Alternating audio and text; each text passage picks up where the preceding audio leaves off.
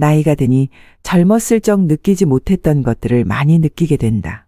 외롭지 않으려면 옆에 사람이 있어야 한다고. 나이 50이 넘으면 인간관계가 더 중요해진다고. 아니, 틀렸다. 고독을 즐길 줄 모르는데 어떻게 행복을 알 수 있을까? 인간은 혼자 있을 때 드디어 자기 자신을 발견하게 된다. 솔직히 나이 50 정도가 넘으니 혼자가 좋은 건 사실이긴 하다. 근데 나중에 요양병원 안 가고 70이 넘어서도 행복하게 노후를 보내려면 대체 어떻게 해야 한단 말인가? 첫째, 가족끼리 간병을 삼가해야 한다. 70대가 되면 가족에 대한 간병에 직면하는 사람이 점점 많아진다. 70대가 배우자를 간병하는 사례는 흔하지만 70대 자녀가 90대 부모를 간병하는 사례도 늘고 있다. 간병을 시작할 때 꼭 조심해야 할 것이 하나 있다. 간병을 삶의 보람으로 여기지 않는다는 점이다. 70대가 되어 퇴직하면 다른 일이나 특별한 취미도 없는 사람의 경우 간병을 은퇴 이후 삶의 보람으로 여기는 사람이 있다. 시간이야 어쨌든 자유롭기 때문에 열심히 간호에 임할 수 있다. 그러면 자신은 상대에게 도움이 되고 있다는 만족감은 얻을 수 있다. 간병을 받는 사람으로부터 신뢰도 얻을 수 있기에 한층 간병에 빠져 들어가는 것이다. 그러나 이 같은 간병에 관여하는 방식은 자신의 만년을 망쳐버릴 가능성이 높다. 간병받는 사람 입장에서도 자신을 돌보는 가족이 불행해지는 것을 바라지는 않을 것이다. 그렇다면 왜 간병에 빠져들면 그 사람의 만년이 망가져 버리는가? 우선 간병이란 시간 때우기에는 최적이라는 측면이 있다. 눈 깜짝할 사이에 꼬박 하루를 간병에 투입한다. 그렇게 되면 자신을 위한 시간은 전혀 잡을 수 없게 된다. 간병에 투입하는 시간은 3년 지속될지, 5년 지속될지, 아니면 10년 지속될지 끝을 모르는 경우가 대부분이다. 결국 가족을 떠나보낸 이후 아무것도 하지 않고 매일 지내게 되면 간병 폐인처럼 되어 늙어버리는 사례를 자주 본다. 간병을 삶의 보람으로 여기지 않는 것은 70대 사람이 향후 80대, 90대에 이르러서도 건강하게 살아가는데 매우 중요한 포인트라고 생각한다. 두 번째로 습관을 만들어야 한다. 70대에 가장 중요한 것은 신체 기능도 뇌 기능도 그대로 유지하는 것이다. 현재 갖고 있는 신체의 모든 기능을 계속 사용하는 것이다. 70대에 의도적으로 계속 사용하면 80대, 90대에 이르러서도 간병인을 부르는 시기를 늦출 수 있다. 하나의 예시는 햇볕을 쬐는 습관이 사람을 젊게 한다. 적당한 일광욕을 하는 습관도 의욕 저하를 방지하는 데에는 아주 효과적이다. 사람의 의욕과 밀접한 관계가 있는 뇌 속 물질 세로토닌은 빛을 받으면 다량 생성되기 때문이다. 뭔가 고민이 있어 방 안에서 생각에 잠겨 있으면 기분도 가라앉는다. 하지만 밖에 나와 햇볕을 받으면 기분이 가벼워지고 밝은 기분을 되찾을 수 있다. 이 또한 뇌 속에서 세로토닌이 작용을 하고 있기 때문이다. 단 일광욕이 부족하다고 해도 굳이 뭔가를 할 필요는 없다. 고령자는 자외선에 의한 기미가 남기 쉽기 때문에 일부러 의자에 앉아 선탠을 할 필요 등은 없다. 하루 한 번은 방 밖으로 나가 햇볕을 받으면 그만이다. 가장 손쉬운 방법은 산책이다. 일 없이 산책하는 것이 싫은 사람은 마트에 가서 쇼핑하는 것도 한 방법이다. 어쨌든 하루 종일 방 안에 있는 것만은 피하고 낮에 밝은 빛을 받는 습관을 들이자. 이것만으로도 고령자가 의욕 감퇴를 막는 매우 효과적인 방법이다. 또한 햇볕을 받아 만들어진 세로토닌은 밤에 뇌 속에서 멜라토닌이라는 호르몬을 생성한다. 이 멜라토닌은 수면 호르몬이라고도 불리며 수면과 깊은 관련이 있다. 흔히 고령자가 되면 잠이 얕아지거나 불면증을 호소하는 사람이 많이 있는데 이는 멜라토닌이 감소하기 때문이다. 젊을 때는 얼마든지 잘 수 있지만 나이가 들면 수면 시간이 줄어드는 경향이 있다. 아침 일찍 눈을 뜨게 되는 것도 나이가 들수록 멜라토닌이 줄어들기 때문이다. 그러나 노화에 따라 멜라토닌이 줄었다고 해도 낮에 햇볕을 쬐어 멜라토닌을 보충할 수 있다. 낮에 많은 세로토닌을 만들어두면 밤에 멜라토닌이 생성되기 때문이다. 멜라토닌이 증가하면 숙면을 취하게 되고 불안감도 없어지며 우울증 예방도 된다. 발랄한 70대, 80대를 살기 위해서는 멜라토닌은 매우 중요한 뇌 호르몬인 것이다. 새삼스럽게 일광욕 시간을 만들 필요는 없지만 어쨌든 낮 동안 집 밖에 나와 햇볕을 받는 습관만은 만들자. 그리고 70대가 되면 적어도 밖으로 나가는 습관을 줄여서는 안 된다. 셋째, 어떤 일을 하더라도 은퇴는 하지 않는 게 좋다. 70대 때 단번에 늙는 사람은 전형적으로 은퇴한 직후부터 일체 활동을 그만두는 경우이다. 지금까지 열심히 일해왔기 때문에 퇴직하면 이제 아무것도 하지 않고 집에서 빈둥빈둥 지내고 싶다고 손꼽아 퇴직하는 날을 기다리는 사람도 있다. 그러나 70세까지 현역으로 일을 하던 사람이 퇴직 후에 무엇을 할지 생각하지도 않고 은퇴하면 단번에 늙어버리는 일이 많다. 직장에서 일할 때는 책상머리 같은 루틴한 업무라도 통근하는 경우 생각보다 몸을 많이 사용하고 있다. 그런데 퇴직하고 나서 집에만 틀어박혀 있는 70대라면 약 1개월 정도 지나면 운동 기능 가운데 상당 부분이 저하되기 쉽다. 뇌 기능 측면에서도 일하고 있으면 매일 나름대로 지적 활동이나 다른 사람과 의사소통 등의 활동으로 다양한 상황을 접하게 된다. 반면 집에서 지내면 평소 뇌 활동이 없어지고 치매 위험도 높아진다. 특히 전두엽의 노화가 단번에 진행된다. 전두엽이란 창조적 능력이나 다른 사람에 대한 공감 능력, 예상치 못한 일에 대처하는 능력에 관여하는 부분이다. 이 부분이 노화되면 어떤 일에도 의욕이 생기지 않고 활동 자체를 귀찮아한다. 운동 기능의 저하와 뇌의 노화가 더욱 가속화될 것이다. 외형적인 인상에서도 발랄한 느낌을 잃은 기운 없는 노인으로 변모하게 된다. 그렇게 되지 않기 위해서라도 조만간 퇴직을 맞이할 단계라면 퇴직 이후 무엇을 할 것인지 미리 준비를 해둬야 한다. 퇴직하고 잠시 쉬었다가 다음에 무엇을 할지 생각한다면 어느새 게으른 생활에 휩쓸려 습관으로 굳어버리는 경우가 허다하다. 70대에도 신체적 기능은 비교적 건강하다지만 전두엽의 노화는 이미 40대부터 진행되고 있다. 퇴직 후도 사회와 관계를 맺는다는 의미에서는 물론 일이 전부는 아니다. 반상회 임원이나 아파트 관리조합의 임원, 취미 모임의 직무를 맡는 것도 좋다. 자원봉사 활동도 퇴직 후에 사회에 참여하는 하나의 선택지이다. 누군가와 협동해서 누군가의 도움이 되거나 누군가 나를 필요로 한다고 느끼는 것은 언제까지나 현역 의식을 유지하는 데 큰 도움이 될 것이다. 70대가 되면 특히 은퇴 등은 생각하지 말고 현역 의식을 유지하는 것이 중요하다. 그것이 단번에 늙는 것을 막아준다. 그렇다면 가장 중요한 건강관리는 어떻게 해야 할까? 또 한국인의 사망 원인 1위가 암이라던데 노화를 막고 암을 예방할 수 있는 방법은 없는 걸까? 이제부터 책나는 질병 없이 살기로 했다를 통해 구체적인 건강관리법과 암에 대한 진실을 함께 알아보자. 한번 암 조기 검진은 매우 위험하다. 단언컨대 암 조기 검진은 절대로 유일한 방법이 아니다. 그것이 유일한 희망도 아니다. 당신이 유일한 희망으로 조기 진단에 몸을 맡기는 순간 당신은 패배자가 될 것이다. 조기 진단이 암을 부른다. 절대로 받아들이지 마라. 불안에 떨며 의자에 앉아서 암이 당신을 병들게 하기 전에 반드시 검진을 받아야 한다는 것은 헛된 희망이다. 세상을 떠들썩하게 했던 베스트셀러 저자이자 양심이사인 존 맥두걸 박사의 이야기를 들어보자. 매년 암 증가율은 현미경을 사용해야 보일 정도로 숨겨져 있다. 그들은 조기 검진이 사람의 생명을 살리는데 성공하지 못했다는 사실을 숨기고 있다. 솔직히 말해서 조기 검진으로 이익을 얻는 대부분의 사람들은 의사들이고 병원들이다. 조기 검진은 당신에게 더 빨리 더 자주 병원과 의사를 찾아가도록 유인한다. 당신은 선한 뜻으로 가면을 쓴 이 시스템을 통해서 더 짧은 삶을 살게 될 것이고 더 고통스러운 삶을 지탱할 뿐이다. 점점 더 작은 암세포를 추적해내는 기술이 발전하면서 한편에선 진심을 가진 연구자들이 그들의 목소리를 높이기 시작했다. 암세포를 의사가 조기 검진으로 발견해서 위협을 가하지만 않으면 암세포는 크게 자라지도 않고 위험하지도 않다는 수많은 연구 결과에 대해 사람들이 눈을 크게 뜨고 바라보기 시작했다. 중년이나 노인들의 시체를 부검해 보아도 모든 사람의 몸에서는 암세포가 발견된다. 초기에 어떤 암세포가 위험하고 어떤 암세포는 위험하지 않다고 단언할 수 있는 사람은 없다. 우리는 지금 무절제한 약품의 홍수 속에 살고 있다. 적절한 약품을 몸속에 집어넣는 것만이 우리를 구원할 수 있다는 위험한 약물 문화 속에 살고 있다. 바로 그것이 질병 예방의 진정한 의미를 찾으려는 우리의 시선을 가리고 있다.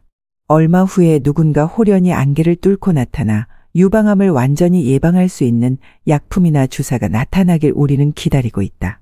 그러나 당신은 그 허연 수염의 도사가 두 손에 들고 나타난 약물을 구입하는 순간 비싼 대가를 치르고 후회하게 될 것이다.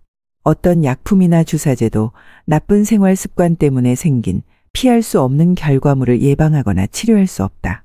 설령 몇십 년 후에 그런 기적이 나타난다 해도 지금 당장 당신이 취할 행동은 없다.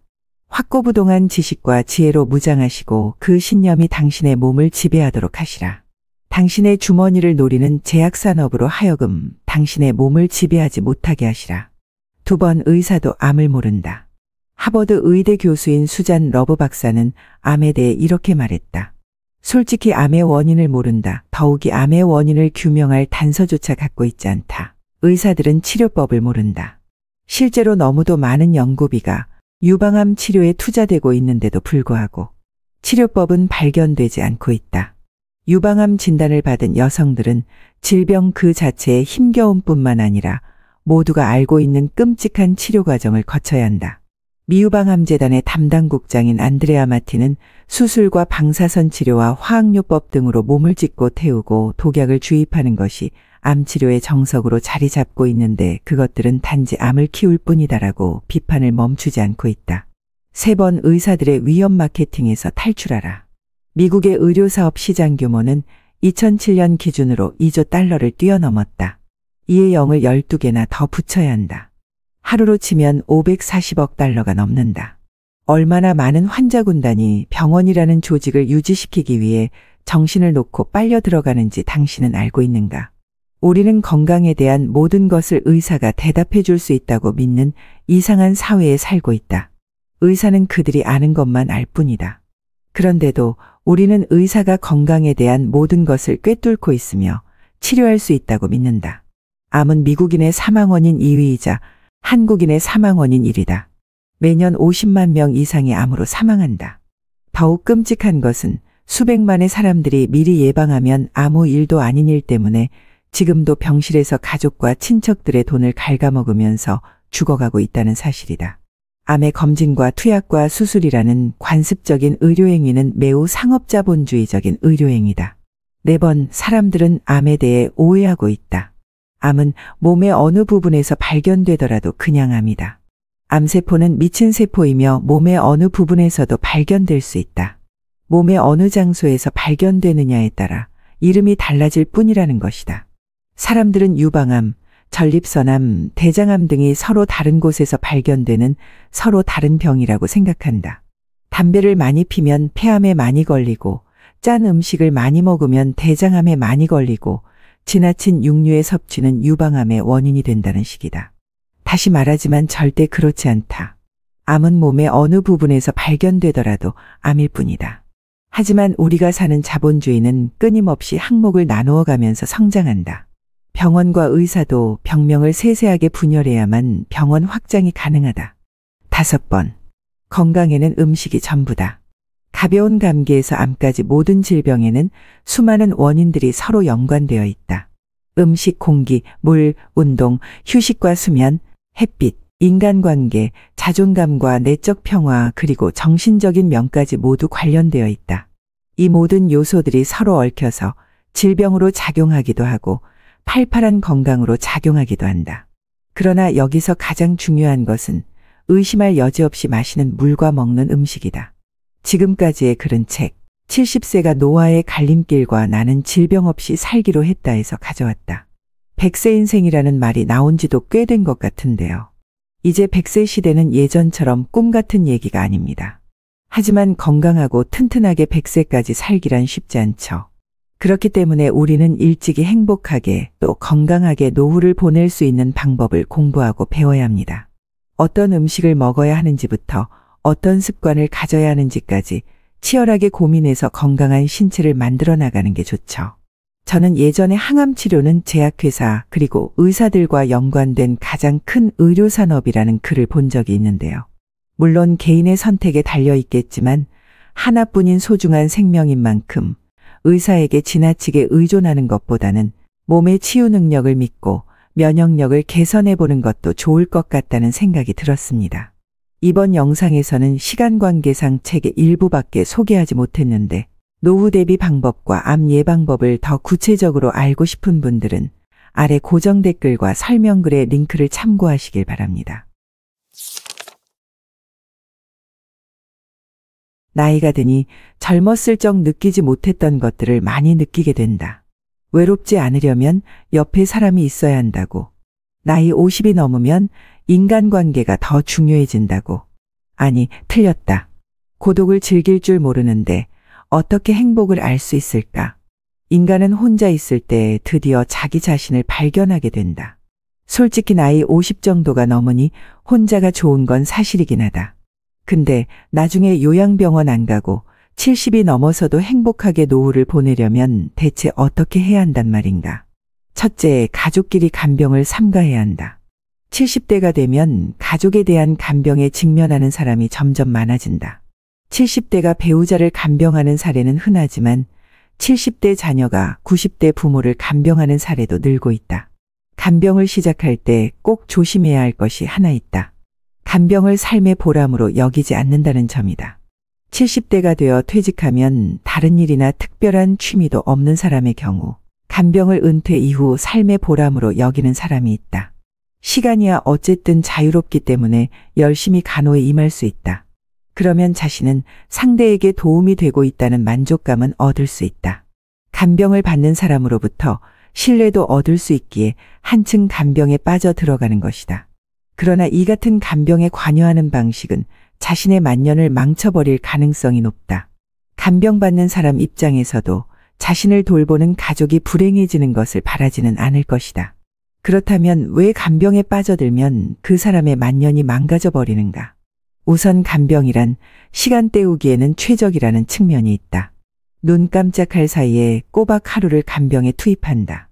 그렇게 되면 자신을 위한 시간은 전혀 잡을 수 없게 된다.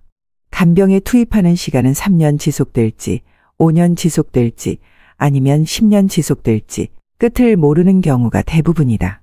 결국 가족을 떠나보낸 이후 아무것도 하지 않고 매일 지내게 되면 간병 폐인처럼 되어 늙어버리는 사례를 자주 본다. 간병을 삶의 보람으로 여기지 않는 것은 70대 사람이 향후 80대, 90대에 이르러서도 건강하게 살아가는데 매우 중요한 포인트라고 생각한다. 두 번째로 습관을 만들어야 한다. 70대에 가장 중요한 것은 신체 기능도 뇌 기능도 그대로 유지하는 것이다. 현재 갖고 있는 신체의 모든 기능을 계속 사용하는 것이다. 70대에 의도적으로 계속 사용하면 80대, 90대에 이르러서도 간병인을 부르는 시기를 늦출 수 있다. 하나의 예시는 햇볕을 쬐는 습관이 사람을 젊게 한다. 적당한 일광욕을 하는 습관도 의욕 저하를 방지하는 데에는 아주 효과적이다. 사람의 의욕과 밀접한 관계가 있는 뇌 속 물질 세로토닌은 빛을 받으면 다량 생성되기 때문이다. 뭔가 고민이 있어 방 안에서 생각에 잠겨 있으면 기분도 가라앉는다. 하지만 밖에 나와 햇볕을 받으면 기분이 가벼워지고 밝은 기분을 되찾을 수 있다. 이 또한 뇌 속에서 세로토닌이 작용을 하고 있기 때문이다. 단 일광욕이 부족하다고 해도 굳이 뭔가를 할 필요는 없다. 고령자는 자외선에 의한 기미가 남기 쉽기 때문에 일부러 의자에 앉아 선탠을 할 필요 등은 없다. 하루 한 번은 방 밖으로 나가 햇볕을 받으면 그만이다. 가장 손쉬운 방법은 산책이다. 일 없이 산책하는 것이 싫은 사람은 마트에 가서 쇼핑하는 것도 한 방법이다. 어쨌든 하루 종일 방 안에 있는 것만은 피하고 낮에 밝은 빛을 받는 습관을 들이자. 이것만으로도 고령자가 의욕 감퇴를 막는 매우 효과적인 방법이다. 또한 햇볕을 받아 만들어진 세로토닌은 밤에 뇌 속에서 멜라토닌이라는 호르몬을 생성한다. 이 멜라토닌은 수면 호르몬이라고도 불리며 수면과 깊은 관련이 있다. 흔히 고령자가 되면 잠이 얕아지거나 불면증을 호소하는 사람이 많이 있는데 이는 멜라토닌이 감소하기 때문이다. 젊을 때는 얼마든지 잘 수 있지만 나이가 들면 수면 시간이 줄어드는 경향이 있다. 아침 일찍 눈을 뜨게 되는 것도 나이가 들수록 멜라토닌이 줄어들기 때문이다. 그러나 노화에 따라 멜라토닌이 줄었다고 해도 낮에 햇볕을 쬐어 멜라토닌을 보충할 수 있다. 낮에 많은 세로토닌을 만들어두면 밤에 멜라토닌이 생성되기 때문이다. 멜라토닌이 증가하면 숙면을 취하게 되고 불안감도 없어지며 우울증 예방도 된다. 발랄한 70대, 80대를 살기 위해서는 멜라토닌은 매우 중요한 뇌 호르몬인 것이다. 새삼스럽게 일광욕 시간을 만들 필요는 없지만 어쨌든 낮 동안 집 밖에 나와 햇볕을 받는 습관만은 만들자. 그리고 70대가 되면 적어도 밖으로 나가는 습관을 줄여서는 안 된다. 셋째, 어떤 일을 하더라도 은퇴는 하지 않는 게 좋다. 70대 때 단번에 늙는 사람은 전형적으로 은퇴한 직후부터 일체 활동을 그만두는 경우이다. 지금까지 열심히 일해왔기 때문에 퇴직하면 이제 아무것도 하지 않고 집에서 빈둥빈둥 지내고 싶다고 손꼽아 퇴직하는 날을 기다리는 사람도 있다. 그러나 70세까지 현역으로 일을 하던 사람이 퇴직 후에 무엇을 할지 생각하지도 않고 은퇴하면 단번에 늙어버리는 일이 많다. 직장에서 일할 때는 책상머리 같은 루틴한 업무라도 통근하는 경우 생각보다 몸을 많이 사용하고 있다. 그런데 퇴직하고 나서 집에만 틀어박혀 있는 70대라면 약 1개월 정도 지나면 운동 기능 가운데 상당 부분이 저하되기 쉽다. 뇌 기능 측면에서도 일하고 있으면 매일 나름대로 지적 활동이나 다른 사람과 의사소통 등의 활동으로 다양한 상황을 접하게 된다. 반면 집에서 지내면 평소 뇌 활동이 없어지고 치매 위험도 높아진다. 특히 전두엽의 노화가 단번에 진행된다. 전두엽이란 창조적 능력이나 다른 사람에 대한 공감 능력, 예상치 못한 일에 대처하는 능력에 관여하는 부분이다. 이 부분이 노화되면 어떤 일에도 의욕이 생기지 않고 활동 자체를 귀찮아한다. 운동 기능의 저하와 뇌의 노화가 더욱 가속화될 것이다. 외형적인 인상에서도 발랄한 느낌을 잃은 기운 없는 노인으로 변모하게 된다. 그렇게 되지 않기 위해서라도 조만간 퇴직을 맞이할 단계라면 퇴직 이후 무엇을 할 것인지 미리 준비를 해둬야 한다. 퇴직하고 잠시 쉬었다가 다음에 무엇을 할지 생각한다면 어느새 게으른 생활에 휩쓸려 습관으로 굳어버리는 경우가 허다하다. 70대에도 신체적 기능은 비교적 건강하다지만 전두엽의 노화는 이미 40대부터 진행되고 있다. 퇴직 후도 사회와 관계를 맺는다는 의미에서는 물론 일이 전부는 아니다. 반상회 임원이나 아파트 관리조합의 임원, 취미 모임의 직무를 맡는 것도 좋다. 자원봉사 활동도 퇴직 후에 사회에 참여하는 하나의 선택지이다. 누군가와 협동해서 누군가의 도움이 되거나 누군가 나를 필요로 한다고 느끼는 것은 언제까지나 현역 의식을 유지하는 데 큰 도움이 될 것이다. 70대가 되면 특히 은퇴 등은 생각하지 말고 현역 의식을 유지하는 것이 중요하다. 그것이 단번에 늙는 것을 막아준다. 그렇다면 가장 중요한 건강관리는 어떻게 해야 할까? 또 한국인의 사망 원인 1위가 암이라던데 노화를 막고 암을 예방할 수 있는 방법은 없는 걸까? 이제부터 책나는 질병 없이 살기로 했다를 통해 구체적인 건강관리법과 암에 대한 진실을 함께 알아보자. 한번 암 조기 검진은 매우 위험하다. 단언컨대 암 조기 검진은 절대로 유일한 방법이 아니다. 그것이 유일한 희망도 아니다. 당신이 유일한 희망으로 조기 진단에 몸을 맡기는 순간 당신은 패배자가 될 것이다. 조기 진단이 암을 부른다. 절대로 받아들이지 마라. 불안에 떨며 의자에 앉아서 암이 당신을 병들게 하기 전에 반드시 검진을 받아야 한다는 것은 헛된 희망이다. 세상을 떠들썩하게 했던 베스트셀러 저자이자 양심이사인 존 맥두걸 박사의 이야기를 들어보자. 매년 암 증가율은 현미경을 사용해야 보일 정도로 숨겨져 있다. 그들은 조기 검진이 사람의 생명을 살리는데 성공하지 못했다는 사실을 숨기고 있다. 솔직히 말해서 조기 검진으로 이익을 얻는 대부분의 사람들은 의사들이고 병원들이다. 조기 검진은 당신에게 더 빨리 더 자주 병원과 의사를 찾아가도록 유인한다.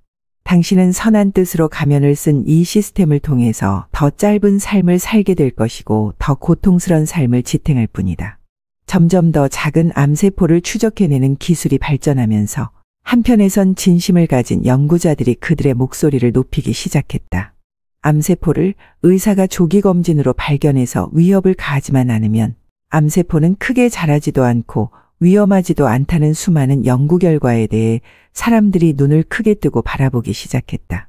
중년이나 노인들의 시체를 부검해 보아도 모든 사람의 몸에서는 암세포가 발견된다. 초기에 어떤 암세포가 위험하고 어떤 암세포는 위험하지 않다고 단언할 수 있는 사람은 없다. 우리는 지금 무절제한 약품의 홍수 속에 살고 있다. 적절한 약품을 몸속에 집어넣는 것만이 우리를 구원할 수 있다는 위험한 약물 문화 속에 살고 있다. 바로 그것이 질병 예방의 진정한 의미를 찾으려는 우리의 시선을 가리고 있다. 얼마 후에 누군가 호련히 안개를 뚫고 나타나 유방암을 완전히 예방할 수 있는 약품이나 주사가 나타나길 우리는 기다리고 있다. 그러나 당신은 그 허연 수염의 도사가 두 손에 들고 나타난 약물을 구입하는 순간 비싼 대가를 치르고 후회하게 될 것이다. 어떤 약품이나 주사제도 나쁜 생활 습관 때문에 생긴 피할 수 없는 결과물을 예방하거나 치료할 수 없다. 설령 몇십 년 후에 그런 기적이 나타난다 해도 지금 당장 당신이 취할 행동은 없다. 확고부동한 지식과 지혜로 무장하시고 그 신념이 당신의 몸을 지배하도록 하시라. 당신의 주머니를 노리는 제약산업으로 하여금 당신의 몸을 지배하지 못하게 하시라. 2번 의사도 암을 모른다. 하버드 의대 교수인 수잔 러브 박사는 암에 대해 이렇게 말했다. 솔직히 암의 원인을 모른다. 더욱이 암의 원인을 규명할 단서조차 갖고 있지 않다. 의사들은 치료법을 모른다. 실제로 너무도 많은 연구비가 유방암 치료에 투자되고 있는데도 불구하고 치료법은 발견되지 않고 있다. 유방암 진단을 받은 여성들은 질병 그 자체에 힘겨움뿐만 아니라 모두가 알고 있는 끔찍한 치료 과정을 거쳐야 한다. 미유방암재단의 담당국장인 안드레아 마티는 수술과 방사선 치료와 화학요법 등으로 몸을 찢고 태우고 독약을 주입하는 것이 암 치료의 정석으로 자리 잡고 있는데 그것들은 단지 암을 키울 뿐이다라고 비판을 멈추지 않고 있다. 3번 의사들의 위험 마케팅에서 탈출하라. 미국의 의료사업 시장 규모는 2007년 기준으로 2조 달러를 뛰어넘었다. 이에 0을 12개나 더 붙여야 한다. 하루로 치면 540억 달러가 넘는다. 얼마나 많은 환자 군단이 병원이라는 조직을 유지시키기 위해 정신을 놓고 빨려 들어가는지 당신은 알고 있는가? 우리는 건강에 대한 모든 것을 의사가 대답해 줄 수 있다고 믿는 이상한 사회에 살고 있다. 의사는 그들이 아는 것만 알 뿐이다. 그런데도 우리는 의사가 건강에 대한 모든 것을 꿰뚫고 있으며 치료할 수 있다고 믿는다. 암은 미국인의 사망 원인 2위이자 한국인의 사망 원인 1위다. 매년 50만 명 이상이 암으로 사망한다. 더욱 끔찍한 것은 수백만의 사람들이 미리 예방하면 아무 일도 아닌 일 때문에 지금도 병실에서 가족과 친척들의 돈을 갉아먹으면서 죽어가고 있다는 사실이다. 암의 검진과 투약과 수술이라는 관습적인 의료행위는 매우 상업자본주의적인 의료행위다. 4번 사람들은 암에 대해 오해하고 있다. 암은 몸의 어느 부분에서 발견되더라도 그냥 암이다. 암세포는 미친 세포이며 몸의 어느 부분에서도 발견될 수 있다. 몸의 어느 장소에서 발견되느냐에 따라 이름이 달라질 뿐이라는 것이다. 사람들은 유방암, 전립선암, 대장암 등이 서로 다른 곳에서 발견되는 서로 다른 병이라고 생각한다. 담배를 많이 피면 폐암에 많이 걸리고 짠 음식을 많이 먹으면 대장암에 많이 걸리고 지나친 육류의 섭취는 유방암의 원인이 된다는 식이다. 다시 말하지만 절대 그렇지 않다. 암은 몸의 어느 부분에서 발견되더라도 암일 뿐이다. 하지만 우리가 사는 자본주의는 끊임없이 항목을 나누어 가면서 성장한다. 병원과 의사도 병명을 세세하게 분열해야만 병원 확장이 가능하다. 5번. 건강에는 음식이 전부다. 가벼운 감기에서 암까지 모든 질병에는 수많은 원인들이 서로 연관되어 있다. 음식, 공기, 물, 운동, 휴식과 수면, 햇빛, 인간관계, 자존감과 내적 평화 그리고 정신적인 면까지 모두 관련되어 있다. 이 모든 요소들이 서로 얽혀서 질병으로 작용하기도 하고 팔팔한 건강으로 작용하기도 한다. 그러나 여기서 가장 중요한 것은 의심할 여지 없이 마시는 물과 먹는 음식이다. 지금까지의 글은 책 70세가 노아의 갈림길과 나는 질병 없이 살기로 했다에서 가져왔다. 100세 인생이라는 말이 나온 지도 꽤 된 것 같은데요. 이제 100세 시대는 예전처럼 꿈 같은 얘기가 아닙니다. 하지만 건강하고 튼튼하게 100세까지 살기란 쉽지 않죠. 그렇기 때문에 우리는 일찍이 행복하게 또 건강하게 노후를 보낼 수 있는 방법을 공부하고 배워야 합니다. 어떤 음식을 먹어야 하는지부터 어떤 습관을 가져야 하는지까지 치열하게 고민해서 건강한 신체를 만들어 나가는 게 좋죠. 저는 예전에 항암 치료는 제약회사 그리고 의사들과 연관된 가장 큰 의료산업이라는 글을 본 적이 있는데요. 물론 개인의 선택에 달려 있겠지만 하나뿐인 소중한 생명인 만큼 의사에게 지나치게 의존하는 것보다는 몸의 치유 능력을 믿고 면역력을 개선해 보는 것도 좋을 것 같다는 생각이 들었습니다. 이번 영상에서는 시간 관계상 책의 일부밖에 소개하지 못했는데 노후 대비 방법과 암 예방법을 더 구체적으로 알고 싶은 분들은 아래 고정 댓글과 설명글의 링크를 참고하시길 바랍니다.